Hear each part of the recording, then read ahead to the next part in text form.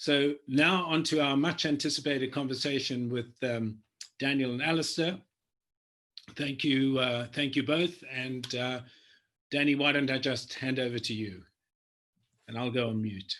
Thank you very much indeed, David. Well, it's really a privilege for me to have a chance to talk and then have an in-conversation with somebody in public life that I really admire and like very much.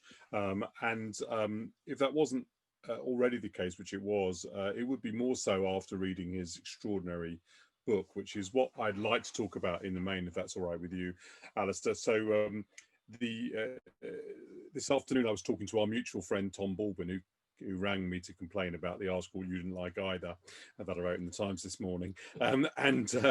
He said, I told him we were going to talk about your book and how remarkable it was, and he said you call it the Jam Jar book. So why don't you tell everyone why you call it that? Well, I actually wanted to have the jam jar in the title, but the publisher felt the jam jar wasn't clear enough. So the title is Living Better, How I Learned to Survive Depression. But yeah, the jam jar, so there's the jam jar. I go everywhere with the jam jar. The jam jar was given to me by a woman in Canada that I interviewed when I was researching the book. And it really is just a way of thinking about a life, but also in my case, a way of how I deal with my own mental health, which, as you know, I've kind of struggled with on and off most of my life. So what she says, basically, she was called Janine, this woman. She says, so essentially the jam jar, there's down at the bottom is, if you like, our genes, the stuff that we can do nothing about. It's in there and it's the sediment, and there's, you know, we can worry about it, we can analyze it, we can agonize about it, but who our parents are, where we were born, where we came from, that's it, nothing we can do. And then the rest of the jam jar, she said, is basically our life fills up with our experiences, good and bad, with our memories, good and bad, with what we learn, with places, with people. And most of the time, most of us are able to kind of keep this in some sort of harmony. She said, when it becomes uncontrollable, it explodes. And when it explodes, that's when we get ill, okay? So she said, what we need to do, instead of thinking we can undo anything inside the jam jar, we need to try to grow the jam jar. And I'm sitting there thinking, I don't quite know what you're talking about here. But a few days later, I had a kind of woke up and I had this kind of eureka moment. And what she means is that we have to, for ourselves, work out the things that help us to keep this bigger so that we can pour more life into it. So for me, I describe this in detail in the book, and I go through my own jam jar, and there's even a diagram where people can do their jam jar as well. So my jam jar starts with what I call FFF: Fiona, my partner, family, friends. If you get the main relationships in your life right, your jam jar grows already. Then I go into what I call meaningful activity. And meaningful activity means what you need to do to make a living so you can lead a decent enough life. But meaningful activity for people like you and me, and most people actually, also means what can I do to give my life purpose and meaning? So, you know, campaigning on mental health, or campaigning unsuccessfully to stop Brexit, or campaigning more happily to help Joe Biden rather than Donald Trump. That's meaningful activity. And then I go into what I call fundamentals, which are sleep, diet, exercise. I never used to take those things seriously. Now I take them very seriously. And then I go into the things that are personal to me. I play the bagpipes, and it means a lot to me. I support Burnley Football Club, and that means a lot to me. My dog means a lot to me. Beautiful scenery means a lot to me. My Tree of the Day competition on social media. These are all the personal things. And then the thematic things: curiosity, creativity, music, all this sort of thing. And what was interesting about it, when I did the exercise, this woman that I interviewed, that I talked about, she's in Canada. If you'd have met me on the plane going out to Canada, not you, because you know me, but somebody who didn't know me, and sat down next to me on the plane and said, "Oh, you're Alastair Campbell," which happens quite a lot. And I'd say, "Yeah, I am." And "You get depression, don't you?" I say, "Yeah, I do." They say, "But you always look quite kind of okay when I see you on the telly and listen to you on the radio. So how do you kind of cope most of the time?" I would have said, well, I take medication every day and I've got a shrink. That's what I would have said. But now I dig into my bag and I said, well, I've got my jam jar. And my jam jar now is, I find, my way of managing my mental health and well-being. Thank you very much. Can I discuss some of the things that other people use or that grow or shrink your jam jar, if you see what I mean? So one of the things that struck me very early on is that both your brother Douglas and your sister ended up having a lot. I suppose they grew their jam jar through faith. And you've always been famous for your statement, I don't do God. Do you think that doing God might help? Well, my sister definitely thinks that. I mean, she's like I mean, I've got my depression scale 1 to 10, okay, but on the faith scale, she is 10. I mean, she is such a believer. And Donald, who had schizophrenia, he discovered faith, I think, late in life. I mean, but it meant an awful lot to him, particularly when he was, you know, towards the end of his life, and he knew that he didn't have long for this world. And yeah, it probably would help. It probably would help. But if you don't have it, you don't have it. And I don't quite know how to get it. So my sister, I say to my sister, you know, she that phrase, "we don't do God," which is kind of, you know, and you were talking earlier about getting less letters from students. I get so many letters about that, particularly from theology students. And I've had many discussions with the Archbishop of Canterbury about this, because I don't know if you know this, but he gets depression as well. And he has a daughter who has depression. And we've talked about this. Right. And so I can say, well, okay, yeah, it might help, but there's a guy who really does have faith, but he gets depression. So I don't think it's automatic, but I do think that I'm slightly jealous of people who've got God. I'm slightly jealous of people who have a real faith, because I have seen what it can do for them. And you know, but I don't think that having faith will necessarily stop you from having mental illness. So you do have faith in one thing though, and I notice it because it's so different from me in my sort of basic attitudes. You have faith in the Labour Party. I mean, you're very strongly, you have this identity with the Labour Party. And I was thinking today about, I don't know whether you've had a chance ever to read Tim Lott's book, The Scent of Dried Roses. And he had a nervous breakdown, and his mother did too. And he was trying to trace, like you, what the origins of it might have been.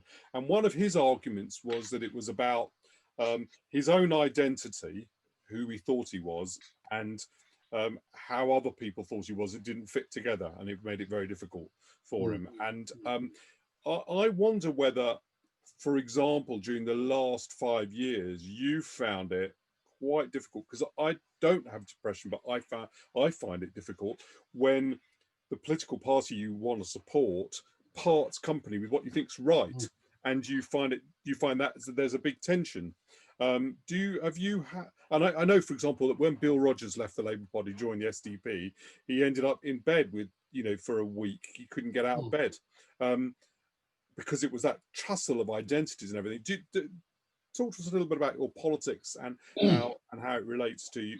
Well, I certainly wouldn't. I certainly don't view it in the way that, say, my sister views her Christianity.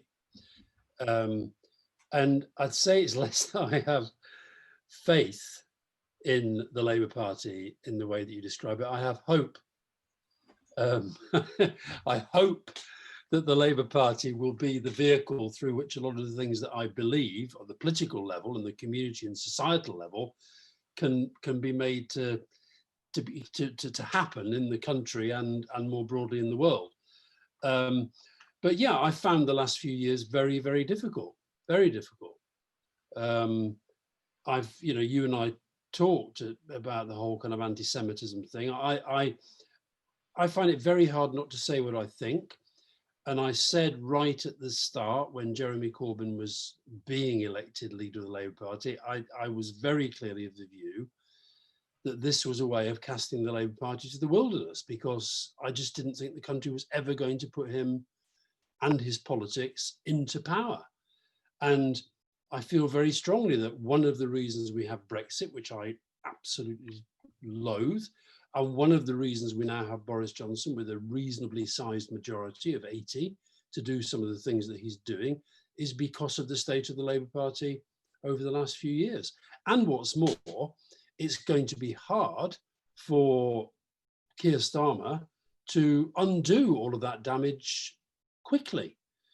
So, and you know, your thing about sort of feeling that sense of your tribe leaving you, I mean, look what's happening in America right now, where, you know, decent people in the Republican Party feeling absolutely cowed, unable even to say, by the way, you've lost, I think you should admit it and let Joe Biden sort of, you know, into the White House to start planning his presidency. So this is what's happening, I think, in the populist era. But yeah, I found it very, very painful. I mean, when I was expelled from the Labour Party for voting Liberal Democrat in European elections as a protest, it was quite a shock. It really was. It felt like a part of me had been, you know, taken away. Okay. Well, let me develop another part of your argument. One of the things that struck me, you have this amazing, moving story about your 1986 breakdown, and you say that the policeman whom you dealt with, you were very fortunate because you didn't end up, as you might have done, in a fight with them, and then you could have got arrested, and you might then have had a criminal charge, and that with all the implications that might have had for your career.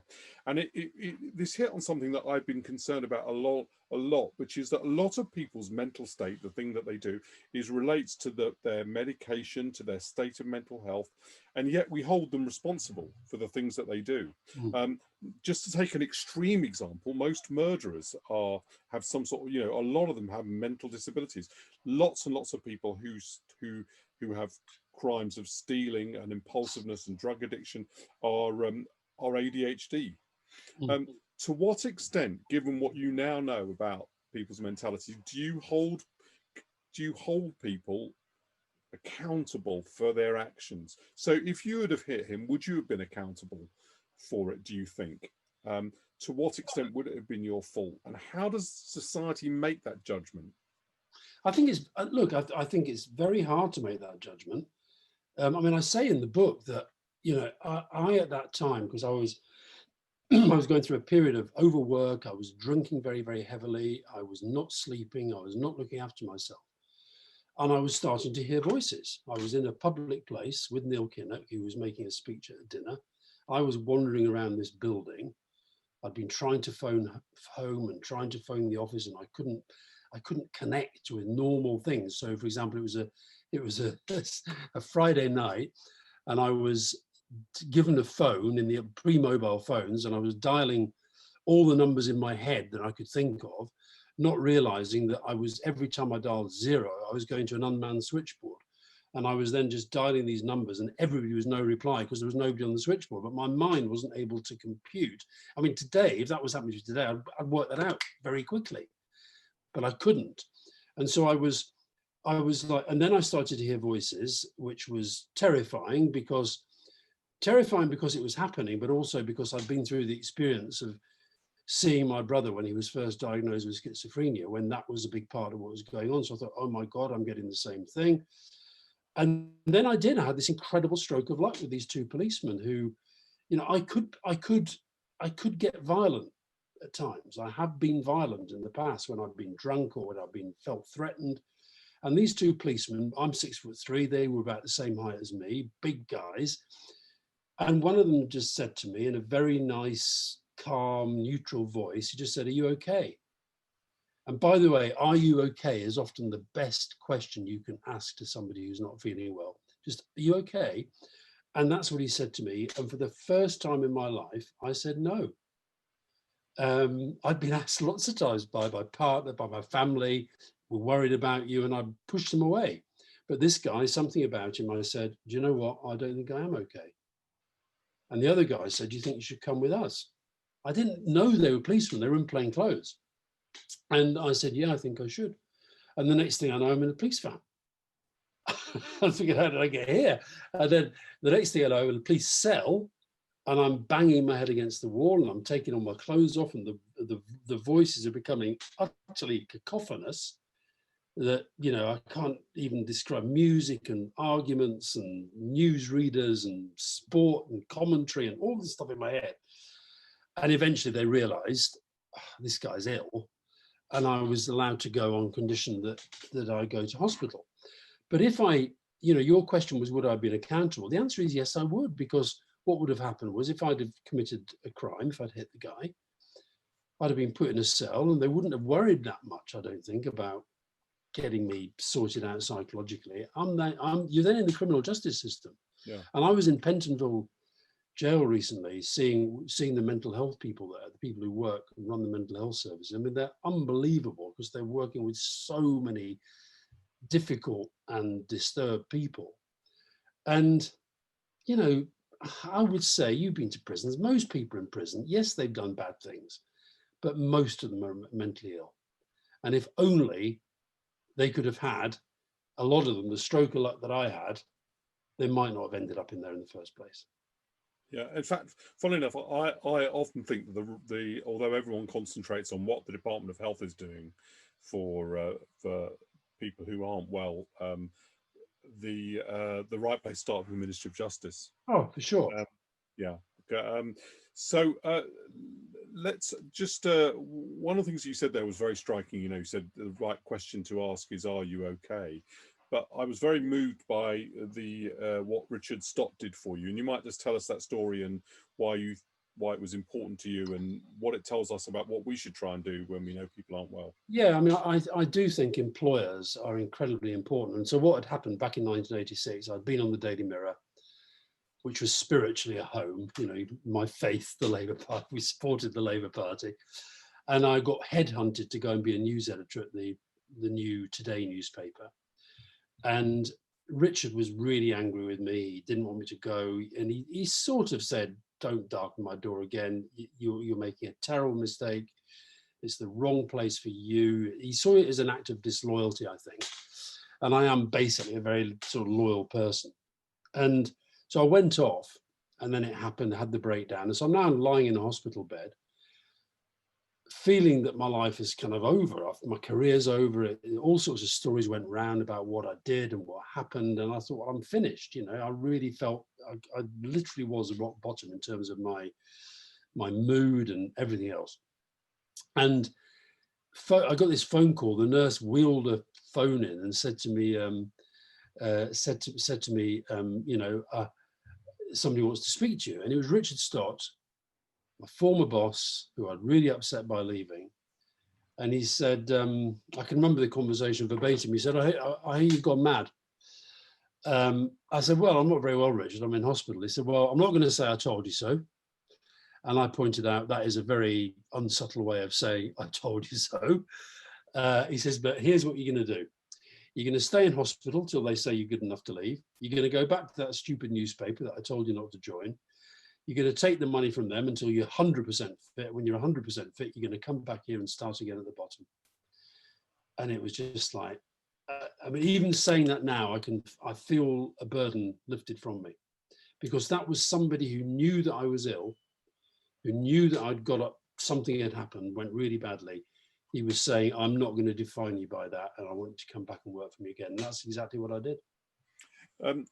Just so that everyone knows, we're going to talk for another sort of 10 minutes or so, and then other people can come in. And if you have a question, put them in the Q&A tab, and I'll try and get to them if I can. You took on this incredible high-profile job, right? So, I mean, interestingly, the time that you were working for the Labour Party, I ended up working for John Major, and you know, being on the receiving end of your, what seemed to me anyway, great energy and strength was quite a force.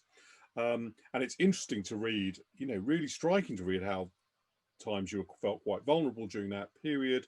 And I just wonder whether you feel that it was the right thing to do, given all the pressure that involved, because it was incredible pressure. Straight in the book, you obviously say that it was the right thing to do, but you might just talk a little bit about that. Well, I think it was I think it was the right thing to do, and I think it was the wrong thing to do. I think it was the wrong thing to do, in that none of my family wanted me to do it. Therefore, it's the wrong thing to do.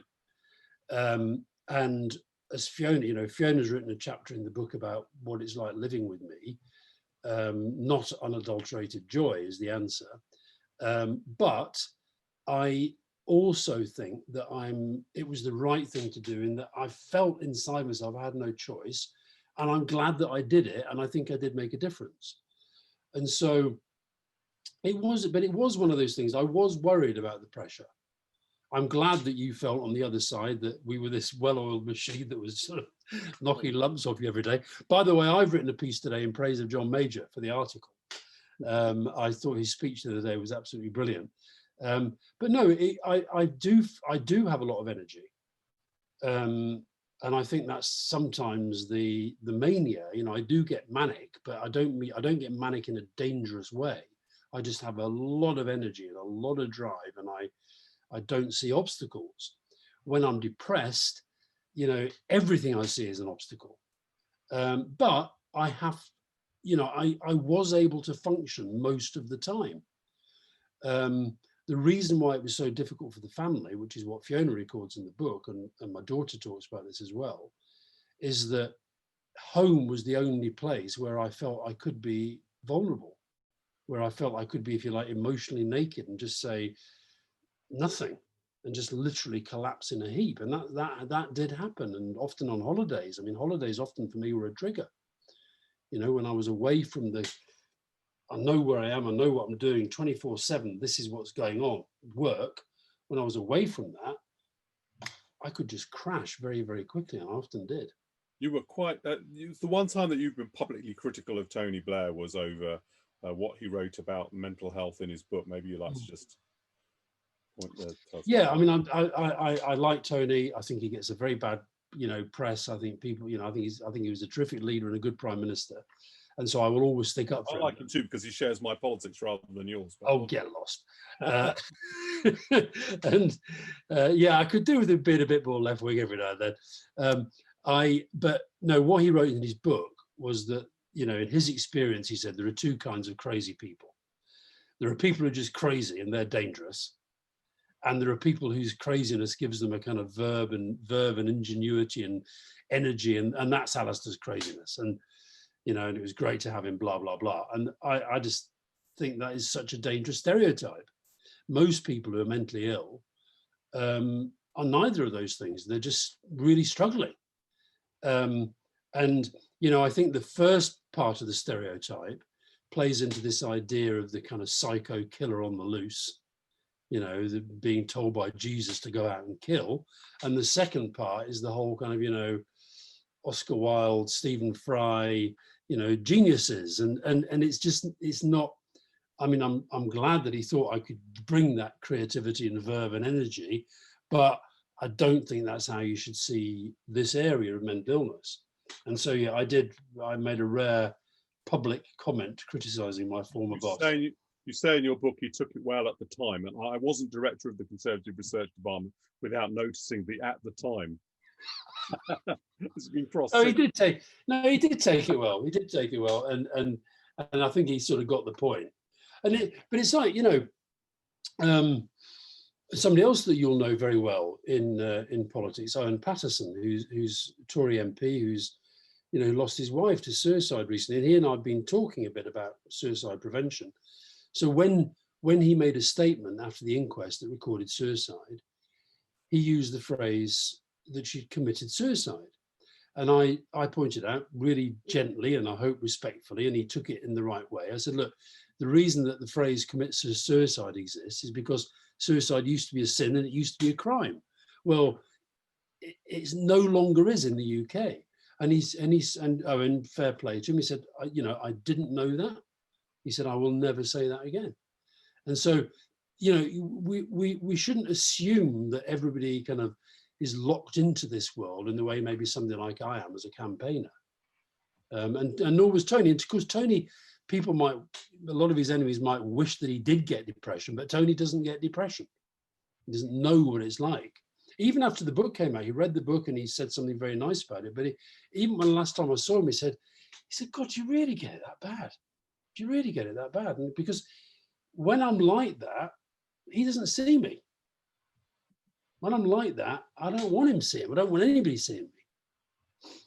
Well, let me just ask one question before we go to Q&A, and that's just about COVID and mental health. So one of the things that has been used by lockdown skeptics is, this will be worse for mental health than it is good for stopping COVID. I wondered what you make of that kind of maths, given your concern about mental health. I do. Well, I mean, I'm not a lockdown skeptic in that I realise, I think if it was only the British government doing it, I might be a bit sceptical, but I see that there are other governments for whom I have a little bit more respect and who I think see the science a bit more seriously.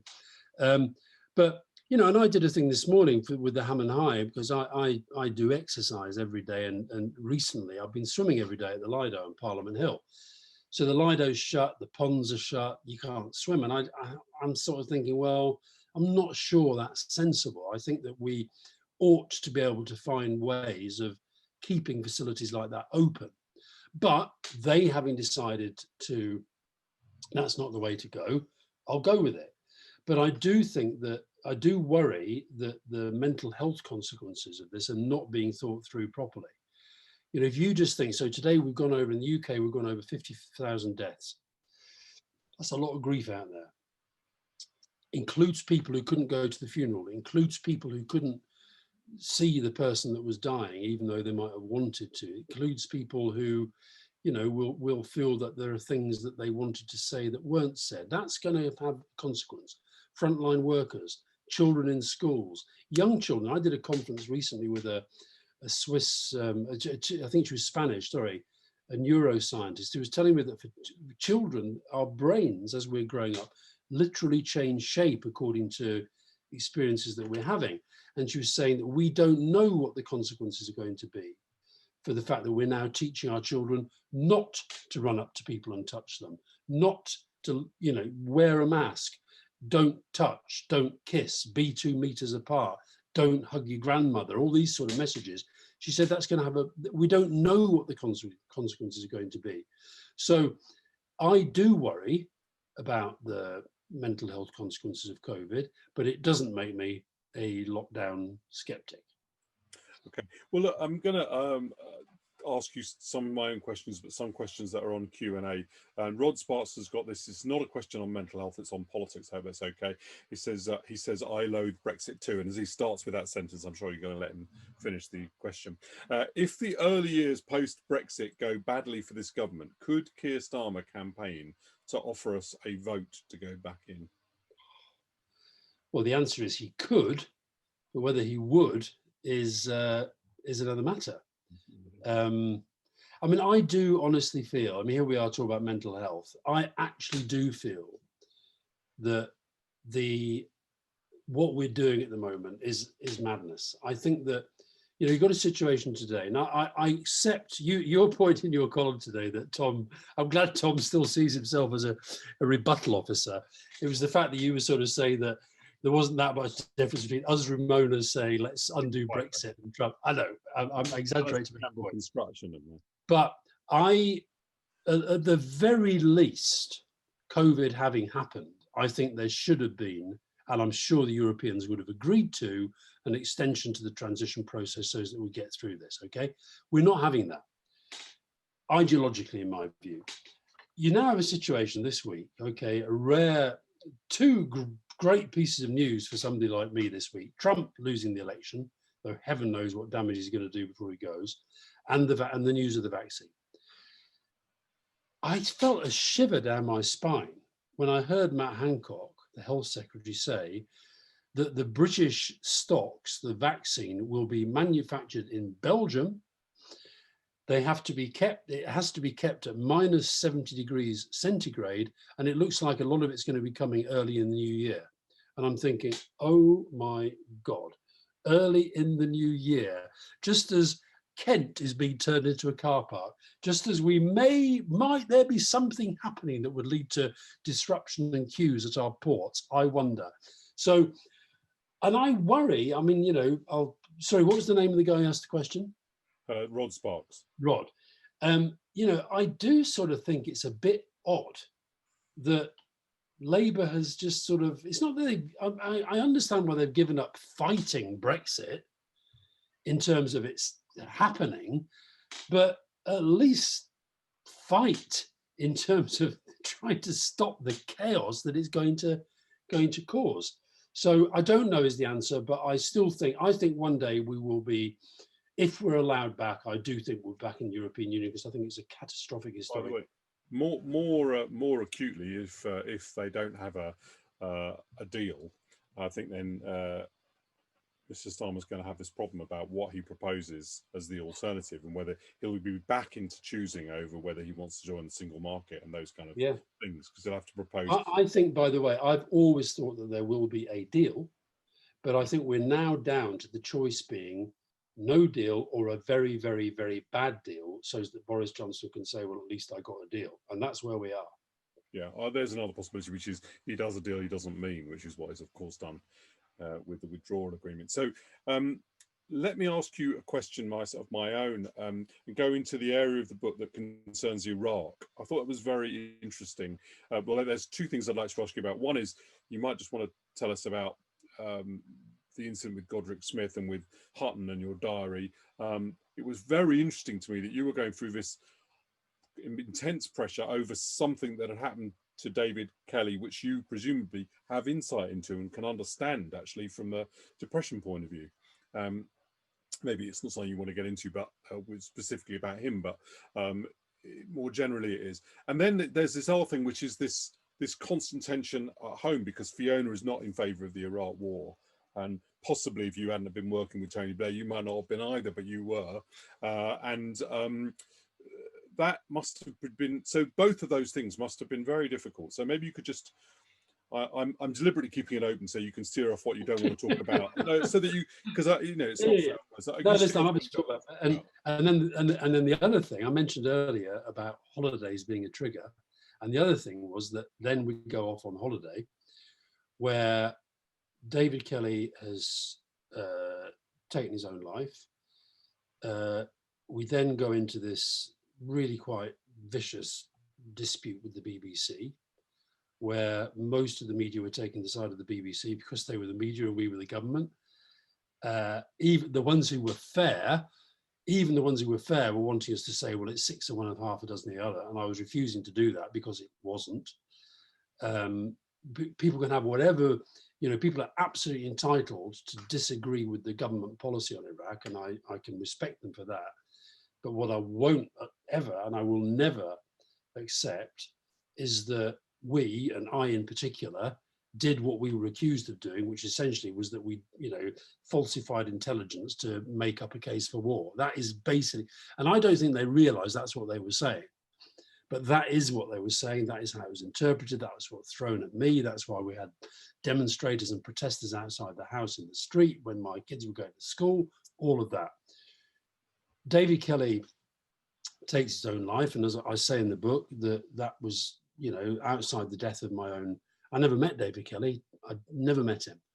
But outside the death of my friends and family, it was the worst day of my life. Not because I knew him, but because I did two things. One, I realized this has just got now completely out of control. And it's like a horrible kind of Kafkaesque novel that's going on now. And secondly, I knew that I was going to be in the firing line. And that was the point at which I actually, you know, I say in my diaries, I said to Tony, I've got to get out. I cannot carry on with this. And he was very much of the view, no, you've got to stay in and you've got to fight this through. And so that's kind of what I did. But as you say, it's a lot harder when you're coming home and Fiona's basically, you know, saying, what do you mean I can't go on the anti-Iraq war march? And then what happened on holiday was that Tony had ordered this, you know, a commissioned Lord Hutton to chair this inquiry. And while we're on holiday, I get this letter from Lord Hutton. I'll never forget it. It was that we still had faxes in those days. It was faxed through. And it went through all the things that he wanted to ask me about. And I was fine on that, fine on that. That's not a problem. I'll be okay on that. I'll be okay on that. I'll be okay on that. And it was literally a PS.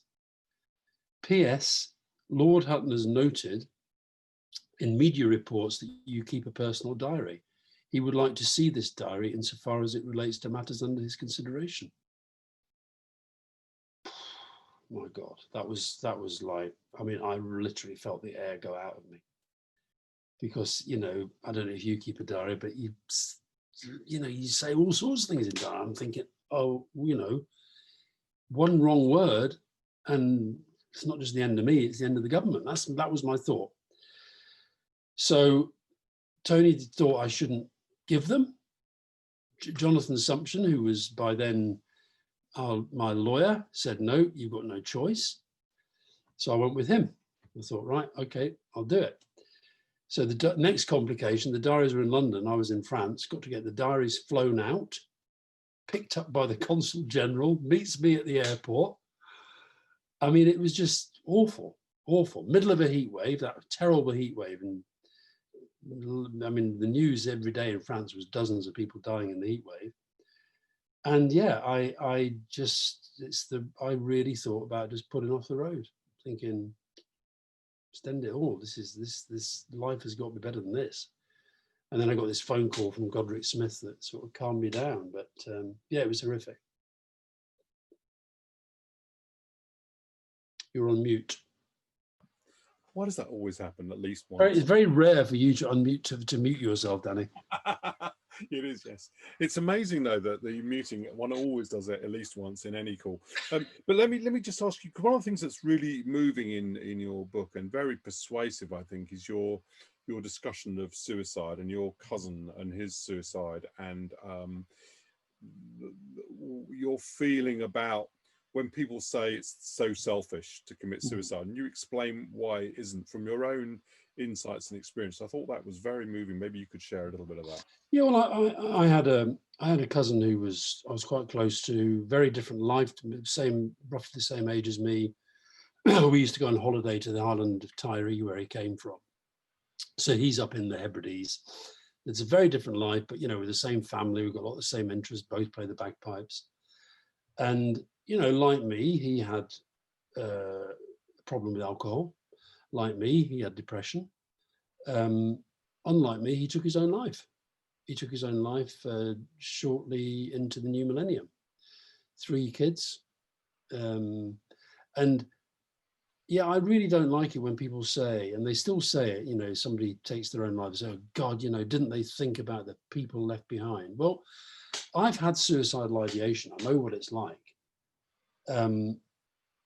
That's all you think about. That's all I think about. I actually get to the point where I say to myself, I say in the book that when I'm really, really, really depressed and I can't sleep and my mind is kind of just ruminating and going around these awful circles, and I can, particularly if it's sort of, you know, getting towards the morning and the lights starting to come through the window, and I can look at Fiona and I can think, you know, God, she looks so peaceful.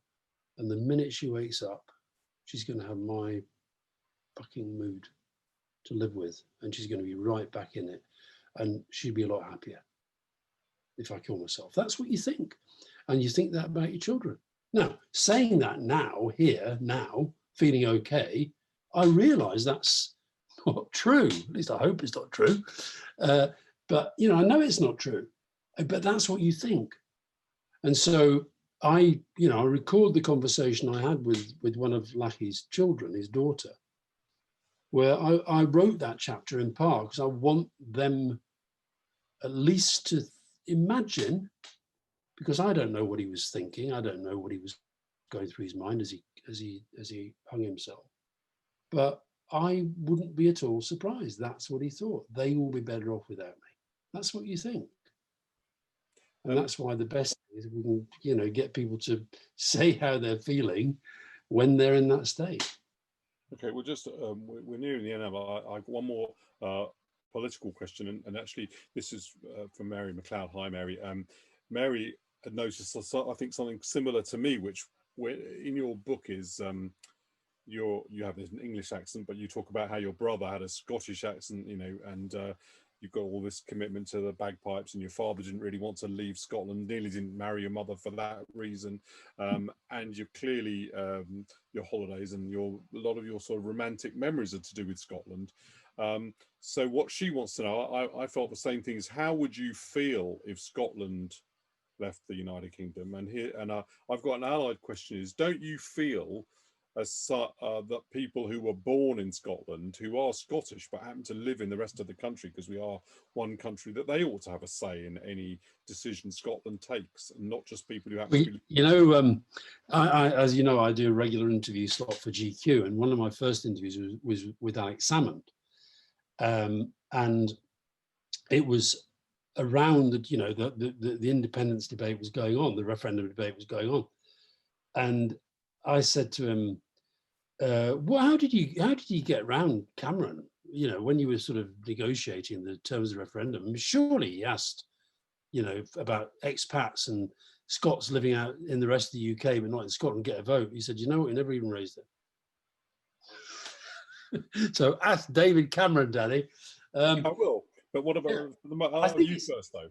I will ask him, because it's very interesting. I think, I mean, first of all, how do I feel? I do feel differently to how I felt when the referendum happened. I went up to Scotland for the referendum, and I was absolutely passionate fighting for the anti-independence campaign. I do feel differently about it today. Not that I've become a kind of, you know, starry-eyed nationalist, far from it. I don't like nationalism. I'm an internationalist, but I do feel that Brexit has kind of, it's shaken the moorings. I feel that if I felt that Scotland, if I felt there was a kind of like few magic wands around, and an independent Scotland could go back into the European Union, pretty much the terms that, you know, the UK was on as the Scottish part of it, I'd be up for that. Now, the trouble is, I don't think that's necessarily possible. It's complicated. It's really, really complicated. But I feel that Brexit is an expression of English nationalism, I'm afraid. I know it's more complicated than that as well, but I think if I boil it down, and I feel I have, when I hear Nicola Sturgeon, John Swinney and these guys, when I hear them talking about what they believe, I feel I have a lot more in common with them than what I see as the English nationalists in this government. Now, would I go and campaign for independence? Probably not, but it's probably not, whereas it used to be passionately, absolutely 100% not. Very interesting. Well, Alastair, thank you so much. That was really fascinating. I mean, we could go on for hours, but David told me that my time was going to be up at 7. We didn't even talk about Chelsea and Burnley. Oh no, we didn't. That's true. My son's very happy because he was in your diary for his making Burnley his second team. So. Well, he did say, just for those of you who don't know, Alastair has met my son and put in his diary that that he'd met Aaron and that Burnley was going to be Aaron's second team. And when I showed him it was in the diary, he was really happy. And then he said, "But who on earth wants to read that?" Thought was a fair point. Mary McLeod has just texted me. She said, "You did brilliantly until my answer." I think she's okay, Mary. Look, I'll fight like hell to keep Scotland in the Union. Okay, I'll fight like hell. Thank you, Alastair. David, back to you. Well, I was going to say, Alastair, you've upset Mary this evening, but anyway, that's fine. She takes it well. I know that. Thank you both. That was riveting stuff. Alastair, your passion, your incredible openness will have resonated in different ways for each of us. And our big takeaway this evening must be the importance of leading a meaningful life.